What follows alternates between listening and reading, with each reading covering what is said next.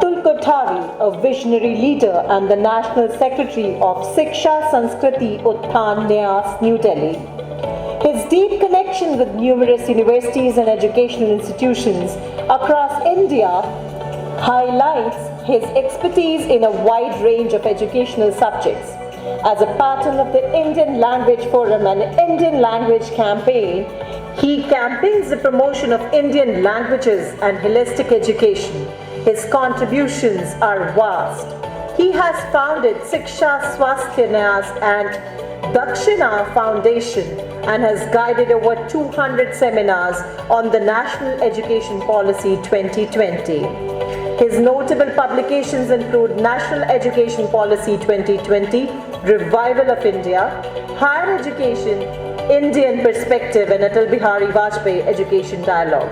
A frequent keynote speaker, he has represented India at global forums including the World Religion Conference in the USA and the World Hindi Conference. He has also been honored with prestigious awards including the Pandit Madan Mohan Malviya Award. Dr. Kothari's unwavering commitment to the transformative power of education continues to inspire many across the nations. So ladies and gentlemen, please put your hands together to welcome Dr. Atul Kothari.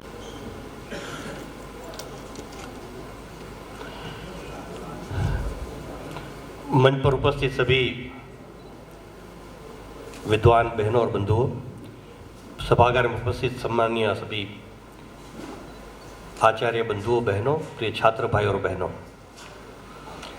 सबसे पहले तो मैं विक्रांत जी, रुचि धवन जी और उनकी team को बहुत बहुत अभिनंदन आप सबकी ओर से देना चाहूँगा कि उन्होंने एक बहुत महत्वपूर्ण विषयों पर एक इंटरनेशनल कॉन्फ्रेंस का आयोजन किया है। आप सभी का बहुत बहुत धन्यवाद।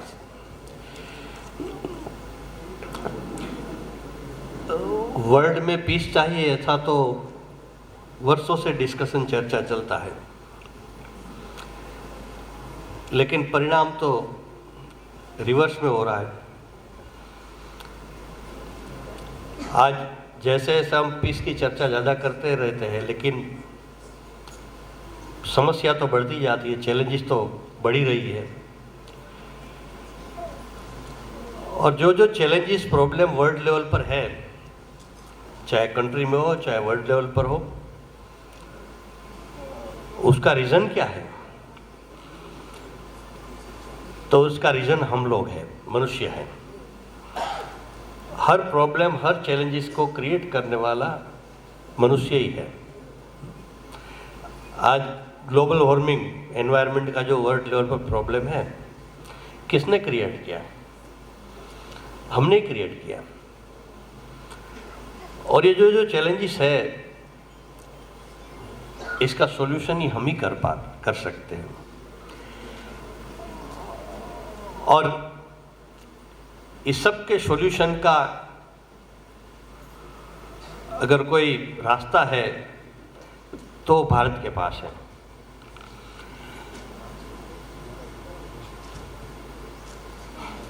और भारत के पास है, अगर उसको सिस्टम में लाना है तो इसका बेस है एजुकेशन।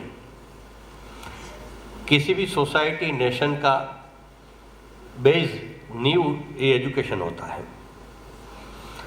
जैसा एजुकेशन होगा ऐसा मनुष्य निर्माण होता है, ऐसे सोसाइटी होती है, ऐसा वर्ल्ड होता है। और आज ये जो मनुष्य प्रॉब्लम बना है, इस दृष्टि से इंटरनेशनल एजुकेशन कमीशन की रिपोर्ट 1996 की जो है, learning the treasure with in, उसमें कहा है कि सिर्फ भौतिक विकास ये विकास नहीं है। आज पूरे वर्ल्ड में हम भी उसी रास्ते पर चल पड़े हैं कि भौतिकता ही विकास है। विकास यानी क्या? तो कुछ उद्योग आ गए, कुछ रोड अच्छे बन गए, बिल्डिंग बन गए, गाड़ी आ गई, ये डेवलपमेंट हम मानते हैं। ये डेवलपमेंट है, लेकिन ये एक पार्ट है। भौतिकता और आध्यात्मिकता का दोनों का समन्वय से ही सही विकास होता है। यही भारतीय दृष्टि है और यही इंटरनेशनल एजुकेशन कमीशन की रिपोर्ट भी कहती है। और हमारे यहाँ कहा गया है कि कोई भी मनुष्य अयोग्य नहीं होता है, अयोग्य पुरुषो नास्ति। लेकिन मूल बात है कि इनकी जो अंतर्निहित शक्ति है, स्वामी जी ने कहा है कि इसकी अंतर्निहित शक्ति का उचित विकास, डेवलपमेंट करना, यही शिक्षा का कार्य है। और एम ऑफ एजुकेशन के बारे में भी स्वामी जी ने कहा है कि मैन मेकिंग कैरेक्टर बिल्डिंग, मनुष्य का व्यक्तित्व का समग्र विकास और कैरेक्टर बिल्डिंग, चरित्र निर्माण, यही शिक्षा का आधारभूत लक्ष्य, उद्देश्य है। और आज जो जो चैलेंजेस कंट्री या वर्ल्ड लेवल पर है ना, इसका अगर कोई एक मेन रीजन है तो है क्राइसिस ऑफ कैरेक्टर। आज वर्ल्ड लेवल की टॉप यूनिवर्सिटी है, उनके भी मैनेजमेंट के लोग बहुत चिंतित हैं, क्योंकि वहाँ से निकले हुए अच्छे अच्छे क्लेवर स्टूडेंट्स ने बहुत सारे करप्शन के कौभांड किए, तो सोच रहे हैं कि हमने कौन सी एजुकेशन दी उनको।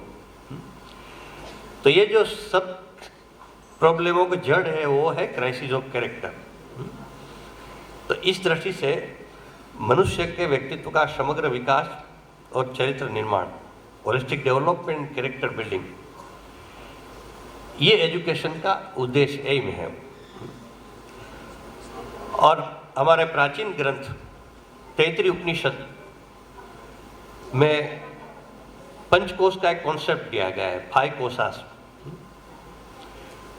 5 कोश, अन्नमय कोश, प्राणमय कोश, मनोमय कोश, विज्ञानमय कोश और आनंदमय कोश। अन्नमय कोश का तात्पर्य है शारीरिक विकास, फिजिकल डेवलपमेंट। प्राणमय कोश, प्राण का कोई इंग्लिश शब्द मुझे तो नहीं मिला अभी तक, यानी प्राणों का डेवलपमेंट। मनोमय कोश यानी माइंड का डेवलपमेंट। विज्ञानमय कोश अर्थात इंटेलेक्चुअल डेवलपमेंट। और आनंदमय कोश का तात्पर्य है स्पिरिचुअल डेवलपमेंट।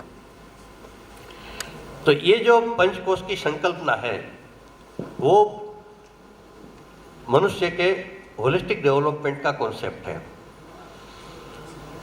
मनुष्य को व्यक्ति कहा गया है, पर्सन, और इसके व्यक्तित्व का विकास, पर्सनालिटी डेवलपमेंट इंग्लिश में कहते हैं इसको। मनुष्य को व्यक्ति क्यों कहा गया है? क्योंकि जो जीव प्राणी है वर्ल्ड में, इस चराचर जगत में, इसमें मनुष्य एक ऐसा है कि जो सबसे ज़्यादा अपने को व्यक्त कर सकता है। इस दृष्टि से व्यक्त ऊपर से व्यक्ति बना और व्यक्ति की भाववाचक संज्ञा व्यक्तित्व है। इस व्यक्तित्व का विकास, व्यक्ति को समझना, पहले तो जिस व्यक्ति का विकास करना है, मुझे मेरा विकास डेवलपमेंट करना है, तो पहले मुझे समझना पड़ेगा कि मैं हूं क्या, हु एम आई। हमारे जो व्यक्ति है, व्यक्तित्व हमारा है, मैं अतुल कोठारी हूं, तो 2 पार्ट है। एक फिजिकल दिखता है जो, और दूसरा है जो दिखता नहीं है। यानी शरीर तो दिखता है, लेकिन प्राण, मन, बुद्धि, आत्मा ये दिखाई नहीं देता है। तो एक स्थूल शरीर है, एक सूक्ष्म शरीर है। तो स्थूल शरीर मूल तो आधार है, सारा जीवन तो इसी के आधार पर चलना है। इसलिए पहला है अन्नमय कोश, यानी फिजिकल डेवलपमेंट, शरीर का विकास। तो शरीर के भी 2 पार्ट है, एक बाह्य शरीर है, एक आंतरिक शरीर है। जो दिखता है, कान, नाक, आंख सब दिखता है, ये बाह्य शरीर है। और जो हार्ट है, किडनी है, आदि आदि है, वो नहीं दिखता है। ये दोनों के डेवलपमेंट की बात साथ साथ कही गई है। और ये शरीर को पहले अंडरस्टैंड करना पड़ेगा, समझना पड़ेगा कि शरीर के अंग उपांग क्या है, उनके कार्य क्या है, यानी वर्क क्या है उनका, उनकी कार्य पद्धति क्या है, वर्किंग सिस्टम क्या है, और उनकी देखभाल, उसको पुष्ट करने के लिए क्या क्या करना चाहिए। तो शरीर जब स्वस्थ होता है, निरामय होता है, बलवान होता है, सहनशील होता है, ओजपूर्ण लचीला होता है, सुडौल रहता है, तभी अन्नमय कोश का विकास माना जाता है। और अन्नमय कोश के विकास के जो कारक तत्व है, आज सबसे बड़ी चुनौती हमारे सामने यही है कि हमारे खान पान के कारण 80% जो हेल्थ का प्रॉब्लम है वो हमारे खान पान के कारण है। पहले हमारा किचन ये हमारा एक प्रकार से चिकित्सालय, डिस्पेंसरी था। आज हमारा किचन बीमारी का घर बन गया है। तो खान पान के कारण बहुत बड़ी समस्या है हमारे। दूसरा है व्यायाम, प्राणायाम, योग, आसन आदि आदि। निंद्रा वो भी विकास के लिए चाहिए। स्वच्छता और पर्यावरण का स्वच्छता। कितना भी अच्छा एटमोस्फियर हम प्रयास कर रहे हैं शरीर के डेवलपमेंट के लिए। हमारा दिल्ली है, तो दिल्ली में आप रहते हैं तो कहते हैं कि 20 बच्चे 20 चाइल्ड अगर डॉक्टर के पास जाते हैं तो उसमें 6 को अस्थमा या श्वास की कोई बीमारी होती है। उन्होंने जीवन में कुछ देखा ही नहीं। तो उसका क्या कारण है? Reason environment. मैं कल दिल्ली में था, आज यहाँ हूँ, तो बहुत चेंज लगता है मुझे। तो एनवायरनमेंट भी एक बहुत बड़ा शरीर के विकास के लिए हानिकारक है। तो इसके विकास के ये कारक तत्व है, इसकी प्लानिंग करनी पड़ेगी। इसको एजुकेशन सिस्टम में प्रॉपरली लाना पड़ेगा। और नेशनल एजुकेशन पॉलिसी भी आई है 2020 में, उसमें सारे सब्जेक्ट को इनकलकेट किया गया है। दूसरा है प्राणमय कोश, यानी प्राणों का डेवलपमेंट। प्राण के 4 आवेग हैं: आहार, निंद्रा, भय, मैथुन। और प्राणमय कोश के विकास के जो कारक तत्व है, शुद्ध वायु, सही श्वसन प्रक्रिया और चेतातंत्र की शुद्धि। और प्राण को संतुलित करने के लिए, असंतुलन जो हो गया है संतुलित करने के लिए सबसे जो बेस्ट उपाय है वो है प्राणायाम। आज हम लोगों को शरीर चलाने के लिए कौन सी वस्तु चाहिए? क्या क्या वस्तु ऐसी है कि शरीर चलाने के लिए हमको आवश्यक है शरीर के लिए?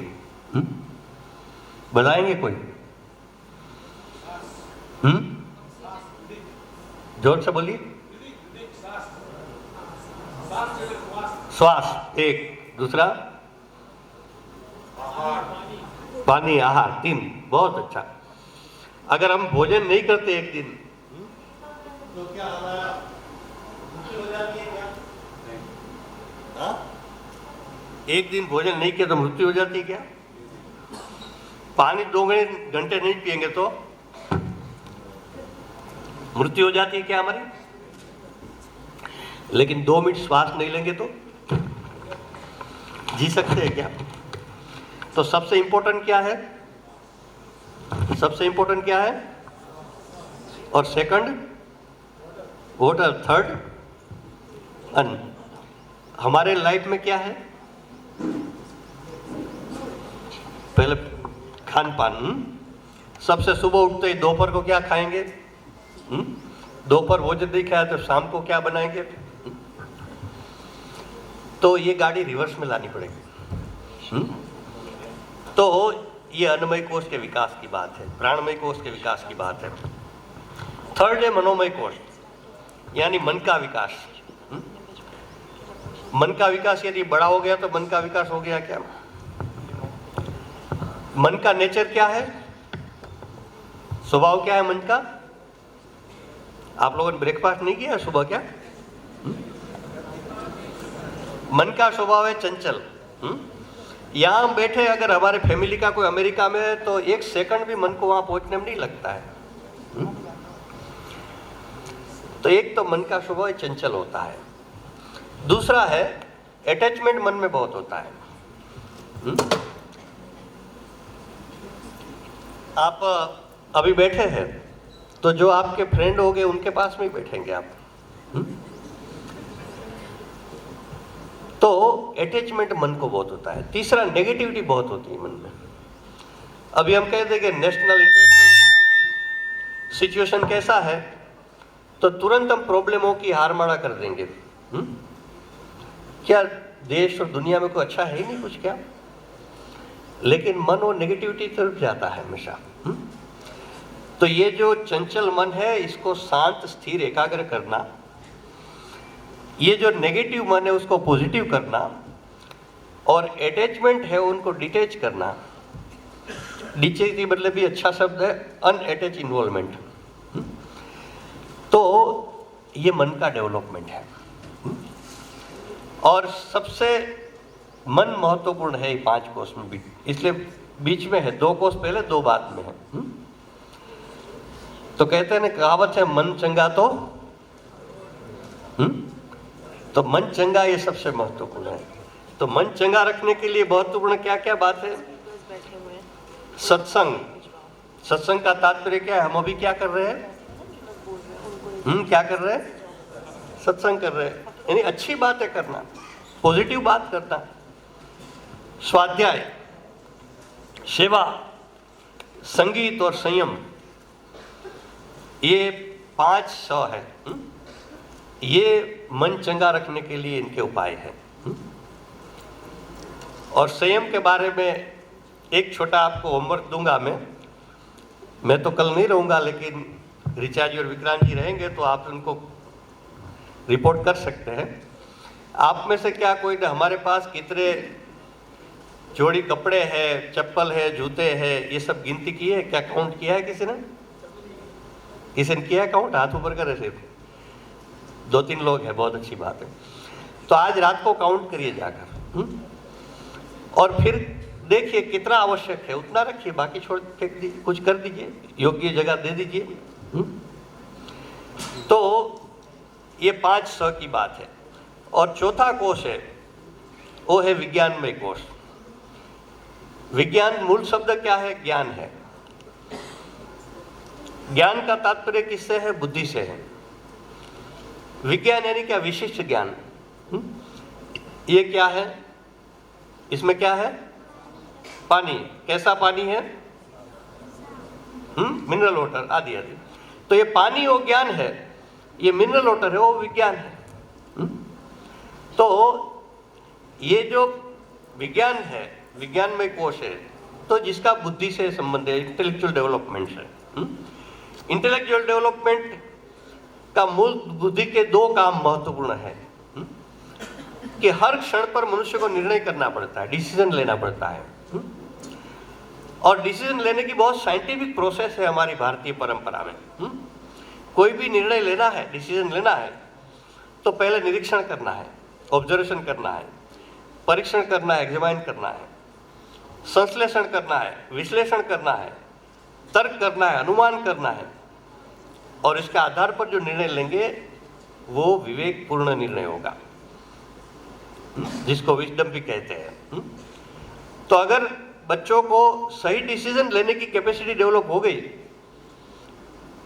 तो बच्चों की लाइफ में कोई प्रॉब्लम नहीं होगा। वो आएगा तो सॉल्यूशन होगा उनके पास। दूसरा है कि हम साइंस तो स्टडी करते हैं, क्या साइंटिफिक टेम्पर हमारा बन रहा है क्या? तो कहना मुश्किल है। हाँ में कहना मुश्किल है, यस कहना मुश्किल है। तो साइंस तो पढ़ाएंगे, साइंटिफिक टेम्पर बच्चों का बनना चाहिए। फिर क्या गलत है क्या सही उसको बताने की जरूरत नहीं है, वो अपने आप सही डिसीजन करेगा। तो ये विज्ञानमय कोष के विकास की बात है। और लास्टली है आनंदमय कोष। आनंद, मनुष्य किसके लिए जीता है आखिरी में? कि आनंद मिले जीवन में। सुख, खुशी, मजा और आनंद में अंतर है। कल रात्रि को कहीं मैरिज में गए थे, डिनर किया, गुलाब जामुन थे, बहुत अच्छे लगते थे। भूख 2 की थी, 6 खा ली है, तो सुबह क्या हो जाता है? तो सुख के साथ दुख एक दूसरे से जुड़ा हुआ है। खुशी मजा क्षणिक है। जब गुलाब जामुन खाया होगा रात को तो आज मुंह में टेस्ट आता है क्या कुछ? तो ये बाहरी चीज है, तात्कालिक चीज है, और सुख के साथ दुख जुड़ा हुआ है। एक सिक्के के दो बाजू है। लेकिन आनंद, कष्ट में भी आनंद होता है, दुख में भी आनंद होता है। महिला को सबसे ज्यादा कष्ट कब होता है? कब होता है? जब डिलीवरी के समय। लेकिन सबसे ज्यादा आनंद कब आता है? जब डिलीवरी हो जाती है तब। तो कष्ट तो खूब होता है, लेकिन उसको आनंद होता है कि मां बनती है वो महिला। ये उज्जैन के एक कवि थे ना, क्या नाम, जिसका स्वर्गवास हो गया बेचारे का कम उम्र में, हाँ, ओम व्यास। उन्होंने बहुत सरस अपनी कविता में कहा था कि छोटा बच्चा एक आंचल से माँ का दूध पीता है और दूसरे आंचल पर लात मारता है। लात खाकर भी भोजन खिलाने वाली, दूध पिलाने वाली माँ ही होती है। वही माँ की भारतीय आध्यात्मिक दृष्टि है। तो ये सारे कोषों का जो क्रमबद्ध डेवलपमेंट है, उसका मूल अंतिम लक्ष्य तो यह है कि जीवन में आनंद की प्राप्ति मिले। तो इस प्रकार का पंचकोशों का डेवलपमेंट की बात है। अगर इस प्रकार बच्चों का डेवलपमेंट होता है तो अलग से कुछ चरित्र निर्माण करने की जरूरत है क्या? तो पर्सनल डेवलपमेंट, कैरेक्टर बिल्डिंग एक कोइन की दो बाजू है। तो इस प्रकार का छात्रों का, बच्चों का व्यक्तित्व का विकास होता है तो अशांति की बात ही नहीं आएगी देश और दुनिया में कहीं भी। वो पीस के लिए हमेशा जिएगा और काम करेगा, स्वयं भी पीस के लिए जिएगा, दूसरों को भी शांति देने का प्रयास करेगा। तो इस प्रकार का हमारे ग्रंथों में तो बहुत सारी बातें कही गई है, लेकिन ग्रंथों में ये है, वो है, ये सब बातें तो हम करते हैं, वो तो अच्छा है। लेकिन आज जो ये हमारी एजुकेशन पॉलिसी ने भी कहा है अभी कि हमारा एंशिएंट नॉलेज को मॉडर्न एरा से कनेक्ट करना है। तो ये जो पंचकोश का कॉन्सेप्ट है, ये तो तैत्तिरीय उपनिषद से हमने लिया है। लेकिन आज के 10 इयर्स के चाइल्ड को भी लगता है नहीं, हमारे लिए इंपॉर्टेंट है ये, और इसको इस प्रकार का मॉडर्न एरा से कनेक्ट करना है। और इसका हम लोगों ने स्कूल से लेकर हायर लेवल का सिलेबस भी तैयार किया है। एक पुस्तक मेरे सामने है अभी, उच्च शिक्षा भारतीय दृष्टि, ये हायर एजुकेशन के लिए है।